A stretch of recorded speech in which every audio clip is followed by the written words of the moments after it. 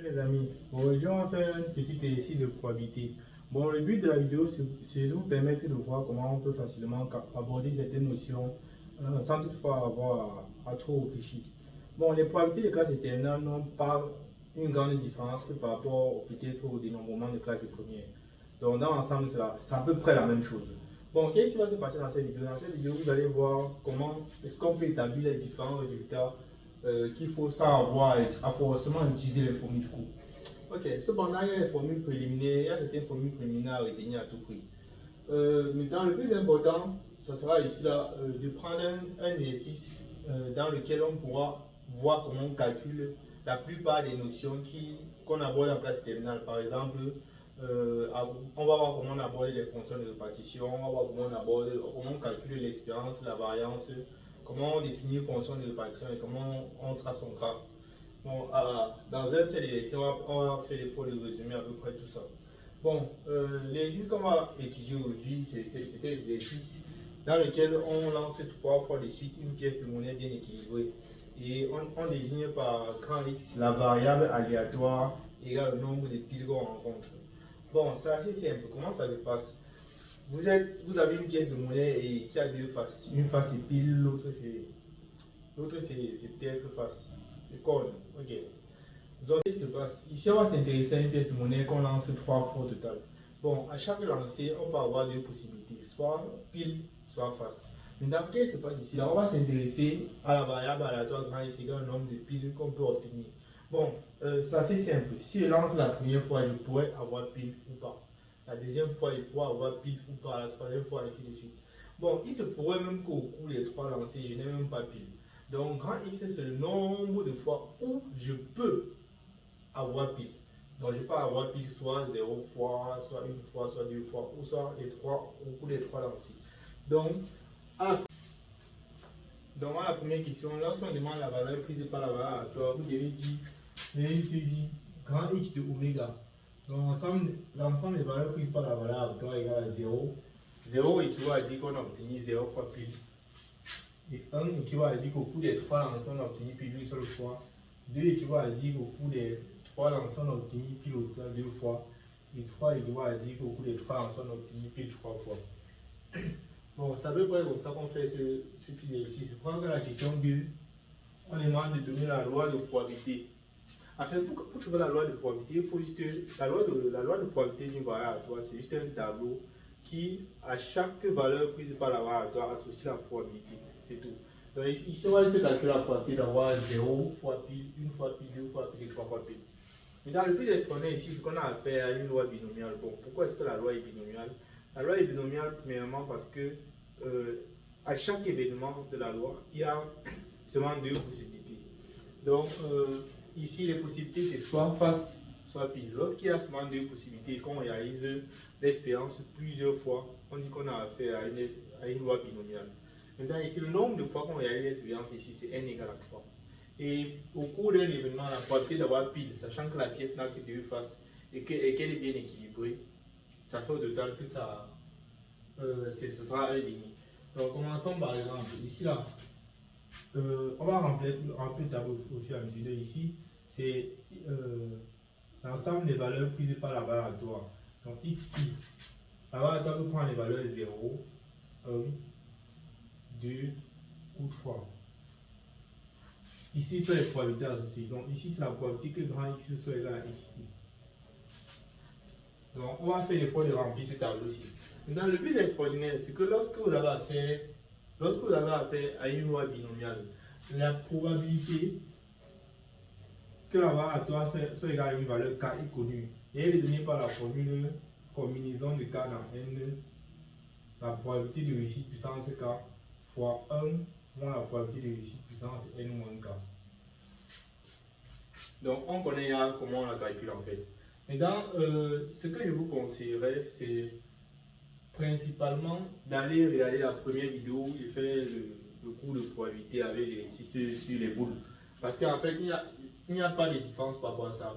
Pourquoi est-ce que je vous dis ça? Bon, si la loi n'est plus binomiale, comment est-ce que vous faites? Vous allez faire comme si on avait à faire un tirage successif avec remise. C'est à peu près ça, c'est la même chose en fait. Non, mais ici, dans le cas particulier, on a fait seulement 2 possibilités. on peut utiliser cette formule ici.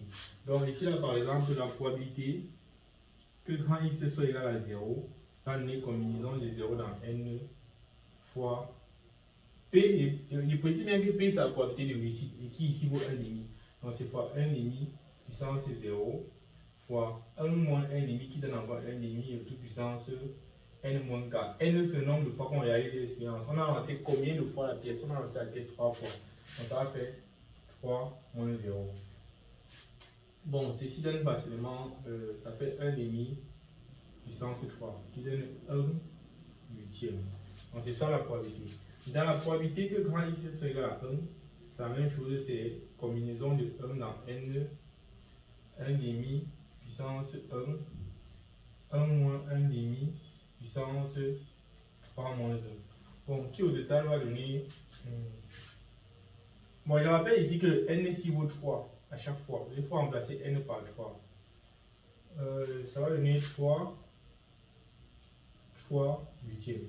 Donc on va faire la même chose. La probabilité que grand X soit égal à 2, on va directement écrire ces combinaisons de 2 dans n qui est 3, 1,5 puissance n puissance 2, 1 moins 1,5 puissance n moins 2. Bon, si vous vous rappelez bien, dans la vidéo précédente, on avait dit que, en fait, ce terme ici, on avait dit que combinaison de p dans n est égale à la combinaison de n moins p dans n. Donc ça et ça valent exactement la même chose. Donc ici, on aura encore 3 sur 8. Maintenant, on sait que la somme des probabilités doit donner 1. En sachant qu'ici, c'est à 1 huitième, 3 huitièmes, 3 huitièmes, forcément, ici, là, ça va être forcément 1 huitième. Parce que la somme des 3 premiers données est à 7. La somme des 3 premiers numéros à 2. Bon, ça, c'est ce qu'on appelle la loi de probabilité d'une variable aléatoire. Elle n'est pas très compliquée à trouver, elle est assez simple. Donc, maintenant, ici, 3. Je recommence. Le conseil que je vous donne, c'est d'aller écouter la première vidéo où je calcule, où j'ai fait un petit cours sur les probabilités, où je calcule ce genre de probabilité ici. La vidéo dure 1 h 4 minutes. Avec cette vidéo-là, vous allez pouvoir facilement connaître comment calculer ça, même sans avoir utilisé ce genre de formule ici. C'est ça le but de la vidéo. Donc, pour vous permettre de calculer les probabilités de façon simple et classique, sans avoir à trop utiliser les formules du cours. Ok, mais cependant, si vous avez à faire une loi binomiale, vous pouvez utiliser cette formule ici pour déduire les probabilités à établir. Ok, maintenant ici à la question 3. À la question 3, on nous demande de calculer l'espérance et la variance. Ok, premièrement, on va calculer l'espérance et la variable normalement. Et deuxièmement, on va exploiter la formule qui donne la variance et l'espérance et la variance dans le cas d'une loi binomiale. Ok, l'espérance de grand X, c'est la somme des xi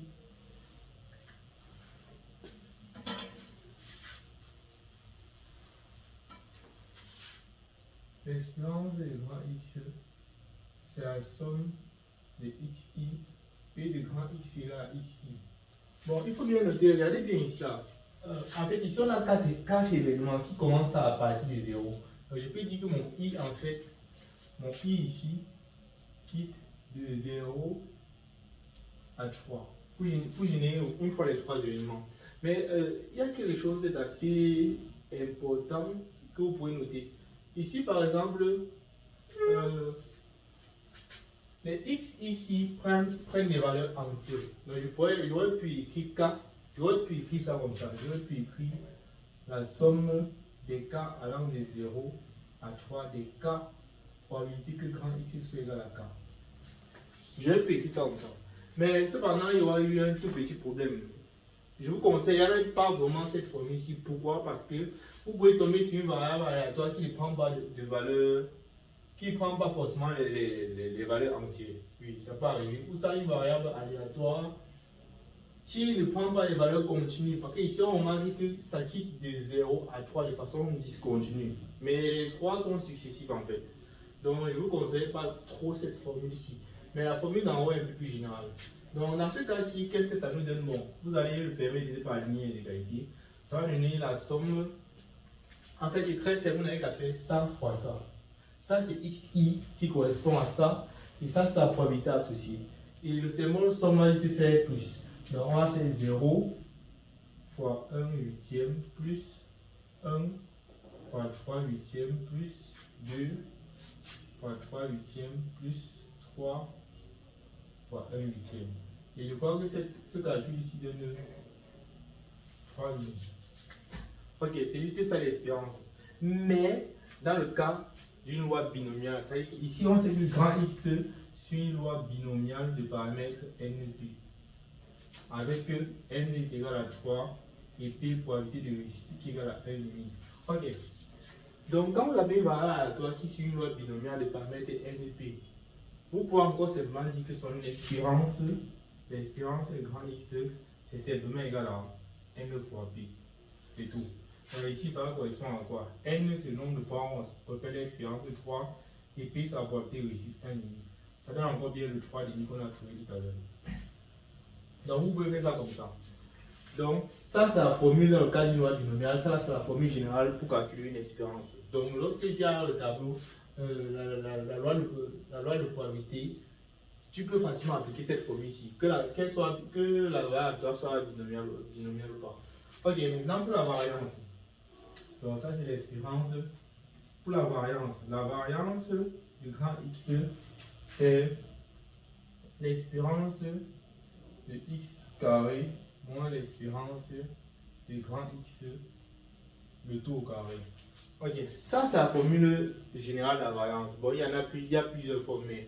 Je vous conseille particulièrement d'utiliser celle-ci parce qu'elle fait intervenir une donnée que vous avez à calculer et une donnée qui n'est pas vraiment difficile à calculer.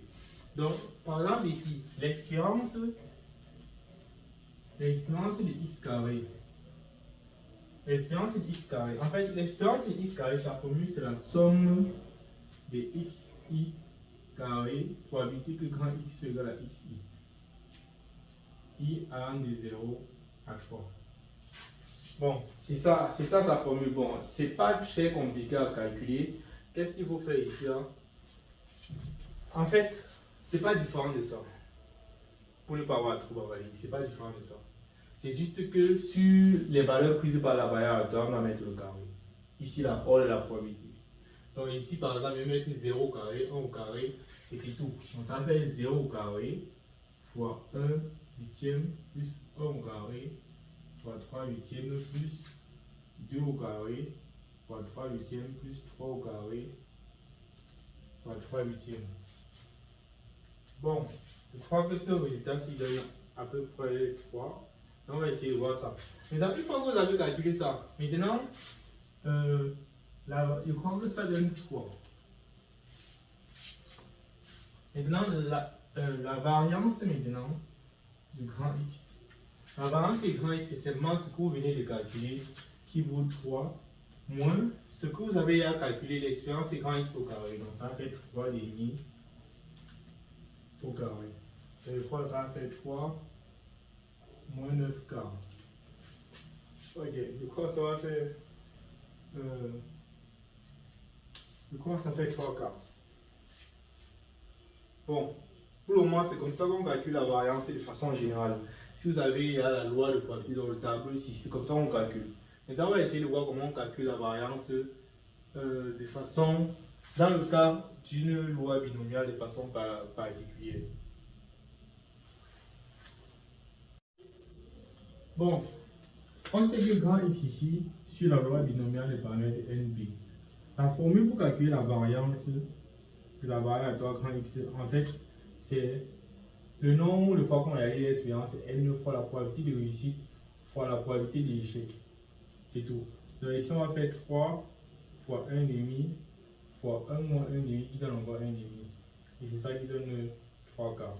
La même chose qu'on a trouvé tout à l'heure. Bon, maintenant ici, l'espérance et la variance sont assez simples à calculer. Que ce soit de façon générale à la formule générale ou ça de façon particulière parce qu'on connaît la loi de la variable aléatoire. Maintenant, à la question 4, on va donner la fonction de répartition de la variable aléatoire. Bon, la fonction de répartition, comme ça l'indique, c'est une fonction. Et une fonction, généralement en mathématiques, dépend d'une variable qu'on appelle généralement petit x. Donc, mais de façon particulière, la fonction de répartition, on a notre grand F. Mais je vais commencer par écrire grand F de petit x. Pourquoi? Parce que c'est une fonction. Et expliquer que fonction de répartition est notée grand F. Donc, je vais écrire grand F de petit x. est égal à... Bon, c'est quoi la fonction de répartition? La fonction de répartition, c'est la fonction qui cumule les probabilités jusqu'à une certaine variable donnée qu'on a ajouté ici. Donc, c'est la probabilité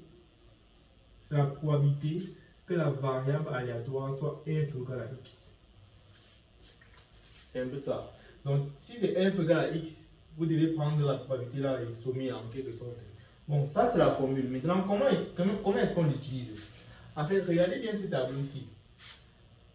Les seules valeurs réelles qui ont des probabilités non nulles sont 0, 1, 2 et 3. Les seules valeurs réelles donc dans R. Et on note bien que l'ensemble des définitions, ici, x appartient à R. Donc l'ensemble des définitions d'une fonction de répartition, c'est toujours l'ensemble des nombres réels. Donc regardons par exemple ici. La probabilité que la variable aléatoire prenne la valeur 0, c'est 1 huitième. La probabilité que ça prenne la valeur 2, par exemple, c'est 3 huitièmes. Pour la probabilité que ça prenne la valeur 8, c'est combien? C'est 0. Donc tant que ce n'est pas l'un des 4 chiffres ici, ça sera 0. La probabilité que ça prenne la valeur 0,2, c'est peut-être combien? C'est toujours 0. La probabilité que ça prenne la valeur 2,4, c'est combien? C'est 0. Ok. Ça veut dire quoi? Que la probabilité que ça prenne la valeur moins 5, c'est 0. Moins 1000, c'est 0. Donc la probabilité de tous les nombres avant 0 est nulle. Ça veut dire quoi? Ça veut dire que la fonction de répartition dont on aimerait calculer la valeur va être nulle si x est strictement inférieur à 0. Pourquoi? À cause de la définition ici. On vous dit que c'est la probabilité que la variable aléatoire soit inférieure à un seuil. Or, je me suis rendu compte que la variable aléatoire, s'il commence à prendre une valeur non nulle à partir de 0, c'est que tous les nombres en deçà de 0, leurs probabilités seront nulles. Donc, avant que je n'arrive à 0, si je suis obligé d'avoir 0 parce qu'elle est strictement inférieure. Maintenant, ok, lorsque j'arrive en 0, la fonction de répartition va prendre la valeur du nombre réel sur laquelle elle est, comme ça, donner 1 huitième. Maintenant, si je suis entre 0 et 1, si je peux être à 0,5. À 0,5, en fait, je vais sommer toutes les probabilités jusqu'à 0,5. Mais de moins l'infini à 0,5, la seule probabilité qui est non nulle, c'est la probabilité en 0. Donc, conclusion, ça va donner juste la probabilité en 0, qui est 1 huitième. Si 0 est inférieur à x, qui est strictement inférieur à 1. Bon, pourquoi est-ce qu'on met strictement inférieur à 1? On met strictement inférieur à 1 parce que si ça atteint 1, en 1, il y a une probabilité non nulle. Donc, pour le moment, on ne la considère pas. Donc, je suis sûr quand même que si je prends n'importe quel nombre ici entre 0 et 1, sa probabilité sera nulle. Donc, la probabilité de moins l'infini jusqu'au nombre juste avant 1, forcément, ça sera juste la probabilité ici en 0. Donc, c'est ça qui se passe. Maintenant, on va continuer. Maintenant, la probabilité, lorsque ça atteint finalement 1, et vu qu'on sait qu'on va sommer toutes les probabilités de moins l'infini jusqu'au nombre sur lequel on est, en 1, c'est encore une probabilité non nulle. Donc, en conclusion, on devra sommer la probabilité de moins l'infini jusqu'ici, qui ne sont juste que les probabilités en 0 et en 1, parce que tous les autres sont nuls. Donc, conclusion, tant que j'arrive ici en 1, je somme les deux probabilités ici.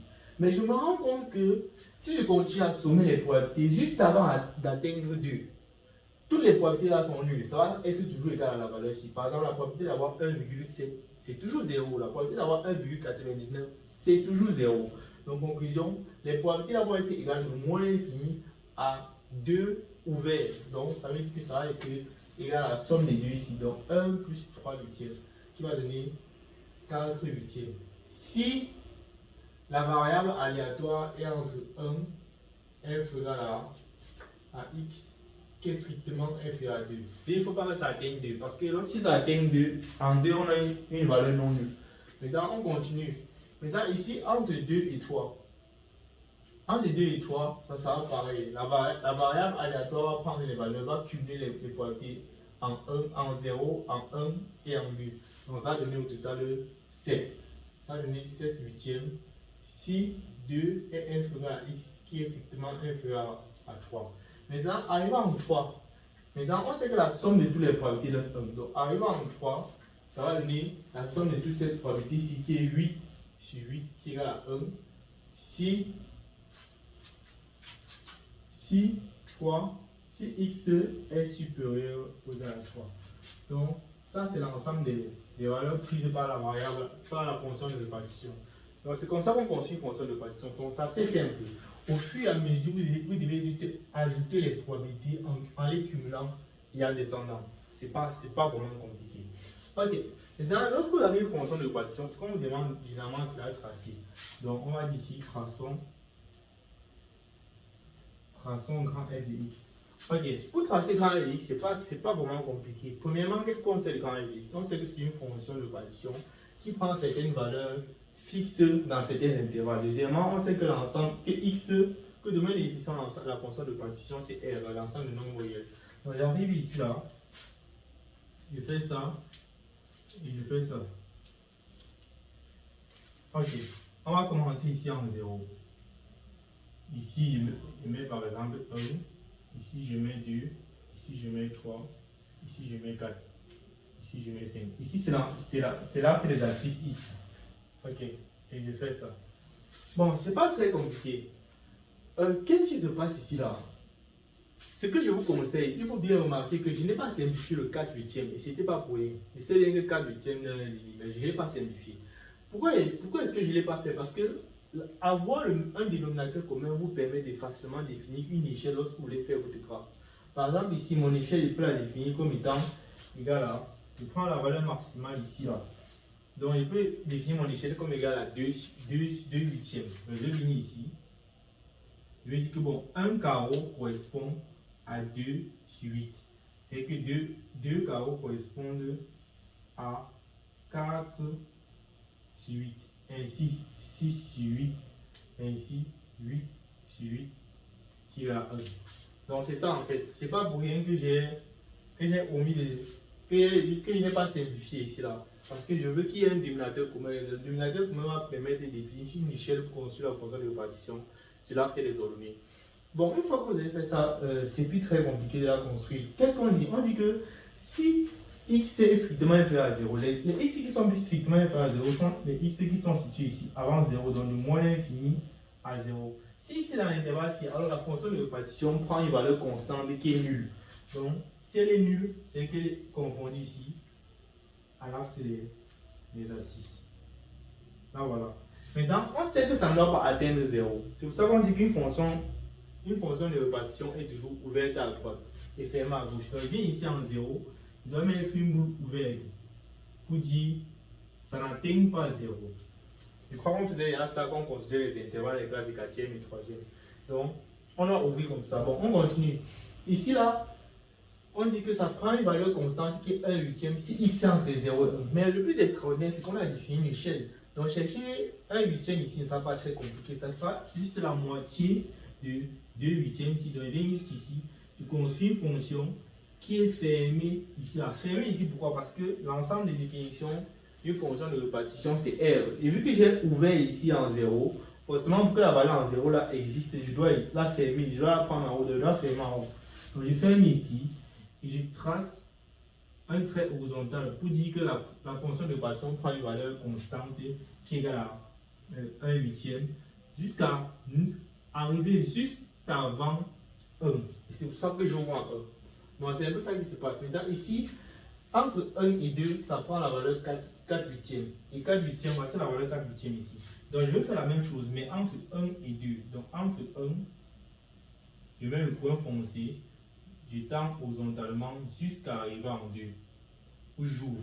On n'a pas atteint la valeur 2. C'est fermé à gauche et ouvert à droite. C'est ça. Maintenant, on continue. Entre 2 et 3. Entre 2 et 3, ça prend la valeur 7 huitièmes. 6 huitièmes, 8 huitièmes, donc 7 huitièmes, c'est ici au milieu.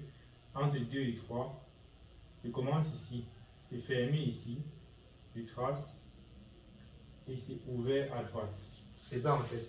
Maintenant, au-delà de 3, ça prend la valeur constante de 1. Donc, au-delà de 3, ça prend la valeur constante de 1. Fermé ici, là. Et vous tracez un trait horizontal. Donc, voilà la fonction de répartition. On dit qu'une fonction de répartition, c'est une fonction en escalier. Donc, c'est comme ça qu'on construit une fonction de répartition. Bon, cet exercice-ci, j'espère que vous allez vraiment comprendre ce qui se passe et que vous allez vraiment bien assimiler les informations qu'on a échangé pendant cette vidéo, parce que ça vous permet de résumer la plupart des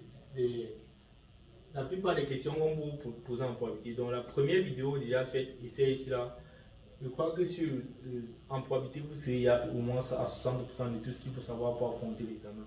Surtout pour un élève de terminale D.